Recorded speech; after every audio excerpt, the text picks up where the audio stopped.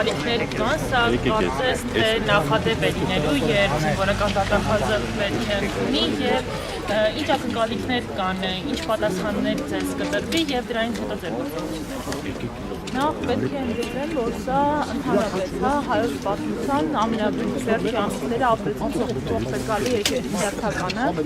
եւ ինչ է տեղի ունենում, տեղի ունեցավ այն, որ իշխող Դավիթի ուժի կառավարման արդյունքում ունենք արձանագրվածության 5000-ից ավելի զոհ, հարյուրավոր գերեվարված եւ անհայտ կորած հայրենակիցներ, տասնյակ հազարավոր վիրավորված ծառայողներ եւ գրեթե 100,000-ին հասող համապատասխանի կարգավիճակ Բնականաբար այս 1.5 ամիսը անցել է արդեն նոյեմբերի 9-ից այդ չարաբաստիկ ակտի հայտարարության ստորագրման փաստից եւ արդեն իսկ մի շարք հանգամանքներ են ի հայտ եկել, որոնք կարող են հիմք հանդիսանալ քրեական գործերի հարուցման համար եւ ով եթե ոչ իրավաբանական համայնքը պետք է հետեւողական լինի այդ գործերի հարուցման փաստին եւ ընթացակարգին, եւ քանի որ ինչպես տեսնում եք ընդհանրապես հանրությունը իզոլացված է որևէ տեղեկատվություն ստանալուց այն դեպքում երբ նախկինում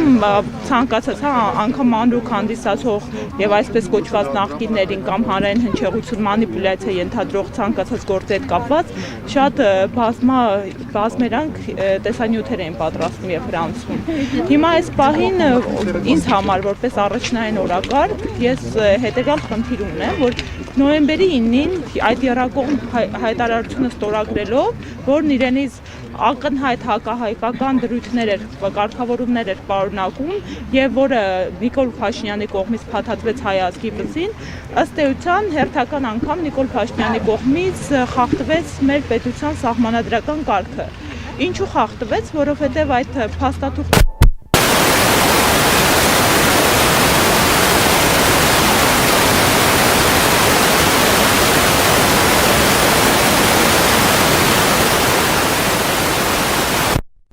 մեկ պաշտոնատար անձը իրավասու չէր ստորագրելու եւ ամբողջ պետության եւ ազգի համար նմանաբնույթ կարգավորումներ մատնել։ Բայց նա իր ուղիղ եթերում ասաց, որ ժամանակ այլևս չկան եւ քննարկելու ժամանակ անգամ չկա եւ պետք է ստորագրվել ակապակցությունը։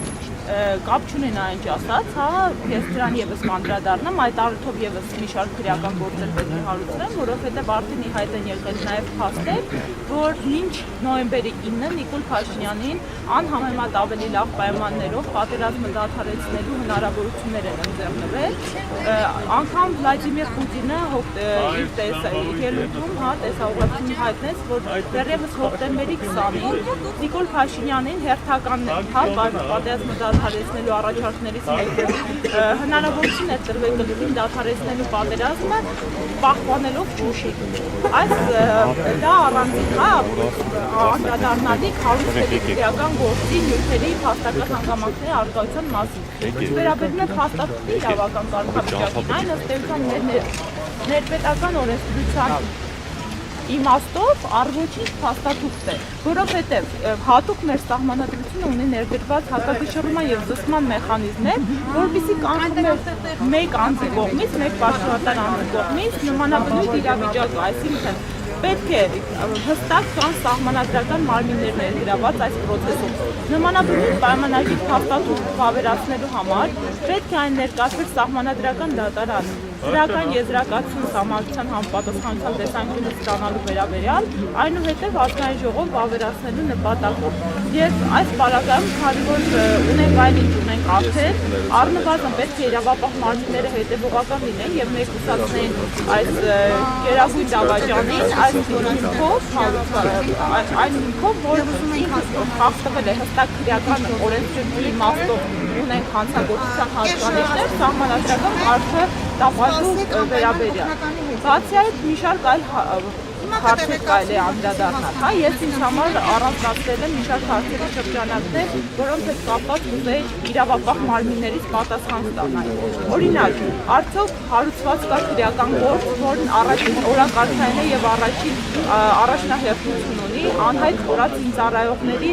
հայտնաբերման ուղղված օպերատիվ գործունեության եւ ընդհանրապես ինչպես տեսնում ենք անգործության վերաբերյալ, որովհետեւ արդեն անցել է 1.5 ամիս եւ ինչպես հանրության շրջանակներ դեպքերում այնպես է անհայտ կորած զինծառայողների հարազատների կողմից իրազեկվեցին, որ եղել են զանգեր եւ զինծառայողները տեղեկացրել են, որ գտնվում են օրինակ մոլորվել են անտառներում կամ վիրավորներ եւ այլն։ Այս պարագայում մեր նույն կորոնավիրուսի շրջանակներում իշխանությունը ֆինանսներ էր ծախսել եւ ներ էին դրել հատուկ տեղորոշման սարքավորումներ։ Ինչու օրինակ այդ տեղորոշման սարքավորումներ եւ ընդհանրապես իրավապահ մարմինների օպերատիվ գործունեություն ծավալող անձանց կողմից չէին կիրառվել այս հատուկ տեղորոշման սարքավորումներ, այս զանգերը վերահսկելու եւ անհայտ կորած զինծառայողների հայտնաբերելու եւ նրանց օպերատիվ կերպով բերելու ուղղությամբ։ Արդյոք օրինակ այս հարցի հետ կապված հարուցվել են քրեական գործեր եւ քննություն է իրականացվում։ Այլ հարց գեներալ գնդապետ Մովսես Հակոբյանը իրազեկեց հանրությանը, որ դեռևս պատերազմի երրորդ օրը Նիկոլ Փաշինյանը պաշտպանության նախարարությանը հրահանգավոր է դադարեցնել նրա համալրումը զորամիավորումների։ Արդյոք այս կապակցությամբ հարուցվել է քրեական գործ եւ քննություն է ընթանում։ Այլ հարց խնդիրը օրակարգերում գեներալ պաշտպանության նախարարության շտաբի պետ Օնիկ Գասպարյանը եւս իր համապատասխան հարցազրույցում իրազեկեց, որ դեռևս պատերազմից 4 օր անց սեպտեմբերի 30-ին իրազեկել է ազգային անվտանգության խորհրդի նիստում, որ ունենք առավելագույնը 2-ից 3 օրվա պատերազմելու ռեսուրս։ Այս դեպքում ինչու է դրանից հետո շուրջ 40 օր տևել պատերազմական իրավիճակը, ինչու ամեն գնով փորձ չի արվել կանգնեցնել այն, հատկապես երբ որ ունենք տվյալներ, որ Նիկոլ Փաշինյանին այլընտրանքային ավելի անհամեմատ լավ պայմաններով պատերազմ կազմակերպելու հնարավորություններ են ձեռնված եղել։ Այլ խնդրի անդրադառնանք, եւս հաջորդ հարցադրումը, որ պետք է արվի իրավապահ մարմիններին, մենք Շուշիի հետ կապված, ինչպես արդեն նշեցի, Ռուսաստանի Դաշնության նախագահ Վլադիմիր Պուտինը նշեց, որ հնարավորություն է տրվել պատերազմը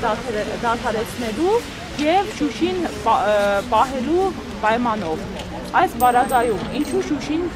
հանձնվեց եւ օրինակ հետագայում ինչու նոյեմբերի 7-ին ռմբակոծվեց Շուշի քաղաքը Իսկանդեր քրտիրով եւ այն դեպքում, երբ ամբողջ 44 օրվա ընթացքում պատերազմական երբևիցե ադրբեջանական հանրապետության որևէ ռազմավարական նշանակետի չէր հարված հասցվել։ Օրինակ շատ կարևոր է քրեական գործերի հարուցումը այն տարածվող տեղեկությունների հետ կապված, որ մի շարք զինծառայողների մահ է պատճառվել կամ առողջության ծանր վնաս է պատճառվել զինտեխնիկա, հայկական կողմի զինտեխնիկայի անստացության հետևանքով։ Արդյոք այս առիթներով կարգ են հարուցված քրեական գործեր եւ ինչ ընթացքում են դրանք գտնվում։ Ինչպես նաեւ հանրությանը տեղեկատվություն էր մատուցվել, որ բացի մի շարք մենք ականատես եղանք, հսկայածավալ սպորտից օգնություն ուղարկվեցին, որ այդ օգնությունը չի հասել Արցախ եւ չի տրամադրվել ըստ նպատակի չի ծառայեցվել, չի տրամադրվել զինծառայողներին։ Պարգևավեճեր ստացան հիմնադրամի գումարներով, դա ևս քրեական գործ հարուցելու հիմք է թե ոչ։ Իրավական հիմքերը անպայման պետք է ուսումնասիրվեն, այս բոլոր հարցադրումները, այո, իրենք իրավական տեխնիկայի տեսանկյունից ինչպես ներկայացրեցին, փոխանցում են կատարել կառավարության հաշվին, բայց հիմնադրամի կանոնադրությունը եւ կոնկրետ այդ անձանց, ովքեր որպես բարեգործություն փոխանցում են կատարել հիմնադրամի, կոնկրետ նպատակ են հետապնդել։ Արդյոք արդարացված էր ըստ այլ նպատակով այդ գումարները ծառայեցնելը եւ արդյոք դա վատնում չի ենթադրում իրերից։ Կամ բավականին լայնածավալ քննարկման թեմա հանդիսացավ գրված 430 ինքնաթիռների հարցը, որոնք ըստ էության եկան կան եզրահանգման ըստ իրավասում անձանց կողմից տրամադրված տեղեկությունների, որ ընդհանրապես որևէ պիտանելիություն պատերազմական իրավիճակում չեն ունեցել։ Արդյոք վատման փաստով չհարուցված չէ քրեական գործ։ Նույնը նաև ձեռք բերված հակաօդային պաշտպանության միջոցների հետ կապված, կրկին մեծաքանակ գնում էր տեղի ունեցել, որոնք կրկին անպիտան էին պատերազմական իրավիճակում հանդիսացել։ Արդյոք տվյալ գործի հարցի եւ փաստի հետ կապված արկա է քրեական գործ։ Լելե-Թեփեում տեղի ունեցած ձախողված օպերացիան, որի արդյունքում ունեցանք կրկին բազմաքանակ զոհեր։ արդյոք այս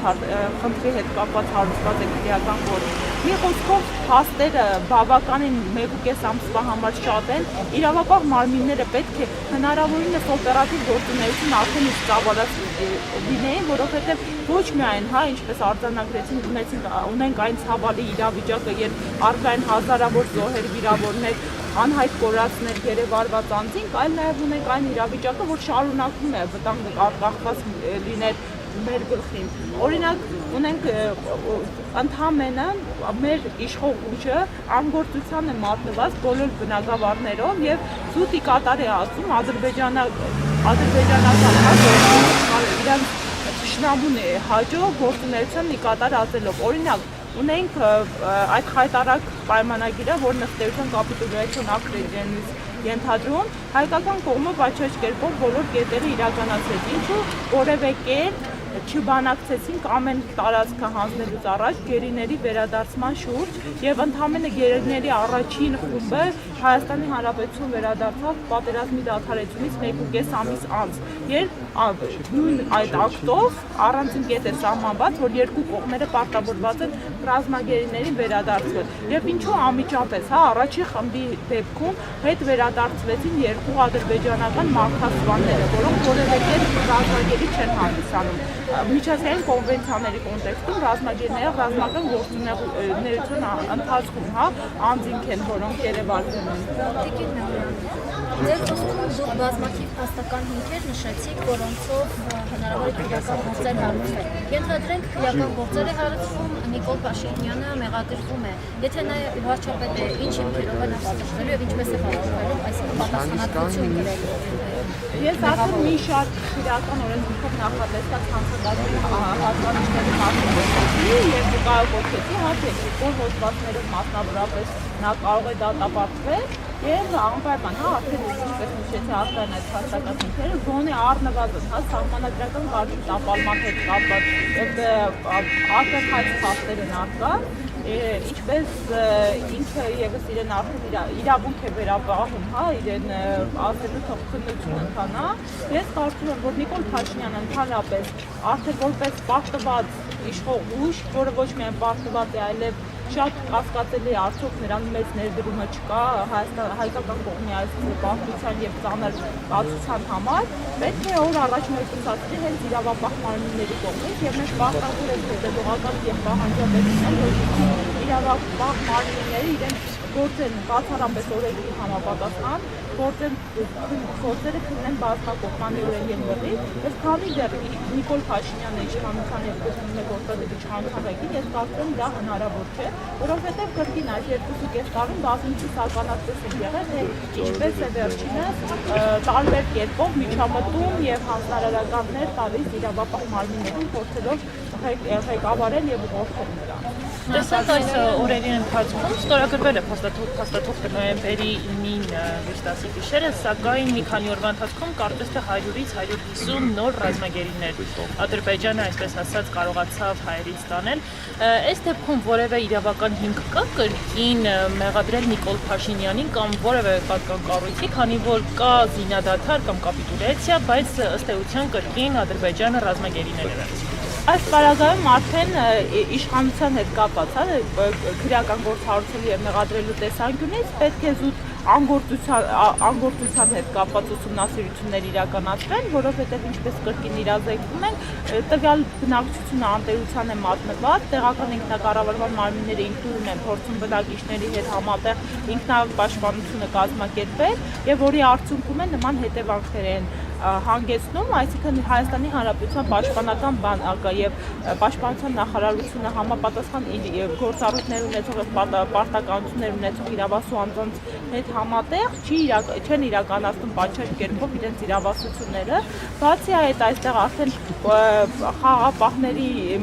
դերն է շատ կարեւոր, նույն մեր իշխանությունները պետք է հետեւողական նման դեպքերին լինեն եւ եթե նախորդ դեպքերը կանխեն, երբ թշնամի կողմը հակառակորդ կողմը խախտում է այս կապիտուլյացիոն ակտով հայտարարությունով նախատեսված կողմը, քանի որ հրադադար է հայտարարված եւ իրավունք չունեն որևէ կերպ կրկին պատերազմական գործողություններ հրահրել,